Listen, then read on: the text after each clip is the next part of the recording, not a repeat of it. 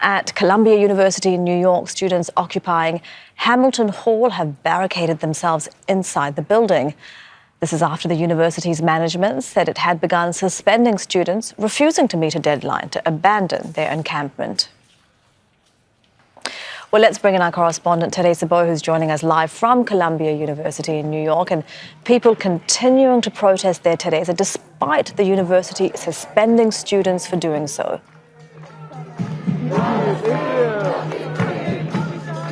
Well, that's correct. We're right outside Columbia University, right in front of Hamilton Hall. This is the building that was occupied by a group of students that barricaded themselves on Monday night. They displayed a flag saying that they're renaming the building after Hind Rajav, who's a 6-year-old girl who was killed by the Israeli military. And they've remained inside that building since then. What we've been seeing is that many of the people that you can see right here, they're students that have shown outside to show their support. They're not being allowed inside the campus. The campus is on complete lockdown right now.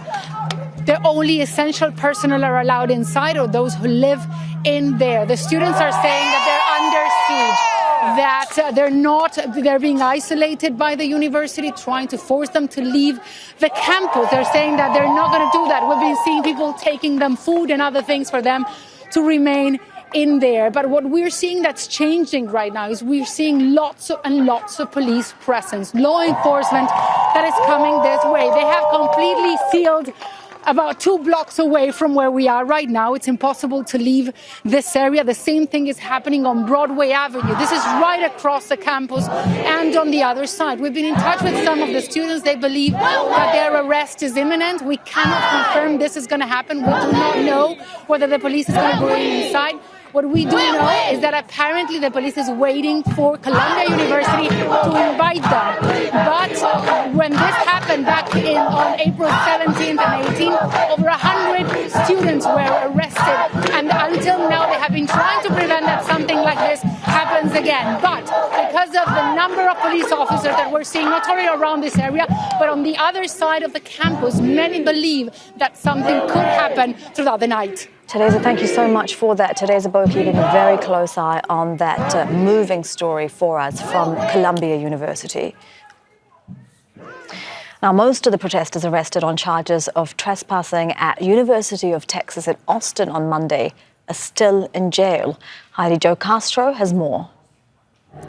There has been a slow trickle of the protesters that are being released. According to the University of Texas Austin administration, 79 people were arrested for Monday's protests, and they have been charged with, we're seeing a lot of criminal trespassing as the major charge here. And now, more than 24 hours later, still the vast majority remain inside the jail that's behind me.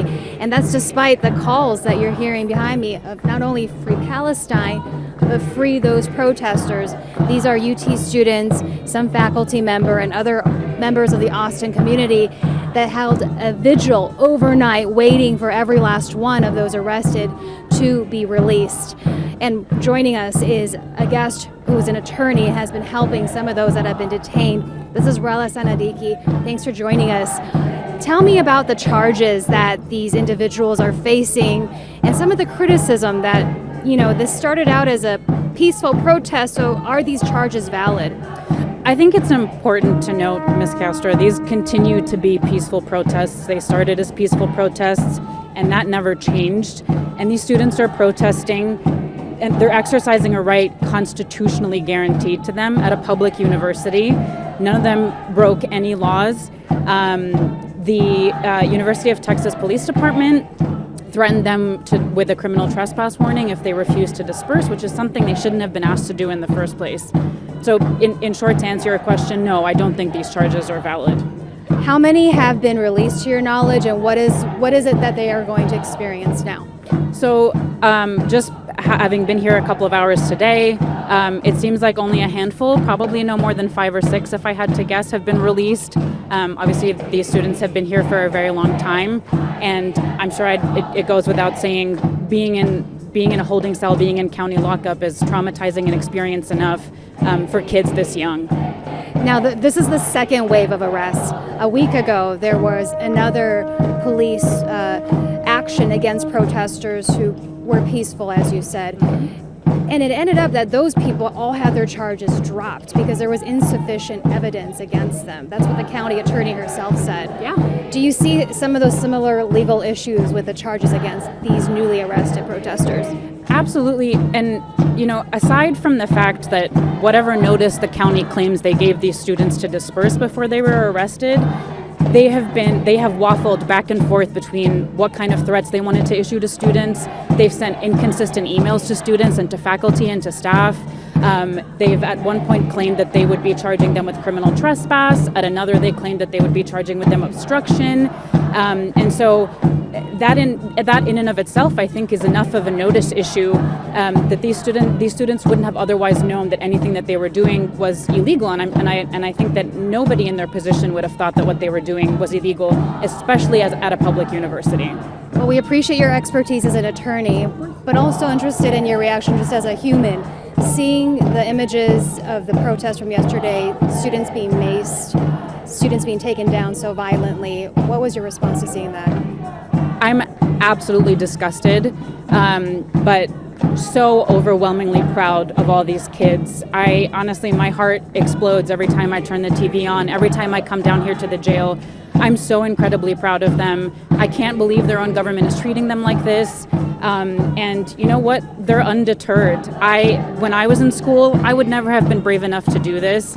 And so every time I meet with one in the jail or I come across one when I'm here outside the jail, I let them know how proud of them they are, and I hope that they never stop. And I hope that they also know there's always going to be an attorney that will come and get you, and you will not be lost or forgotten in there.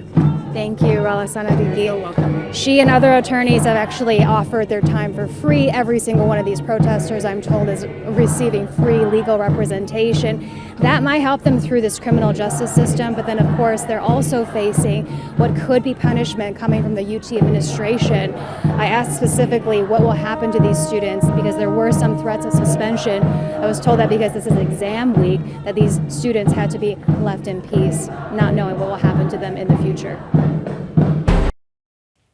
Make sure to subscribe to our channel to get the latest news from Al Jazeera.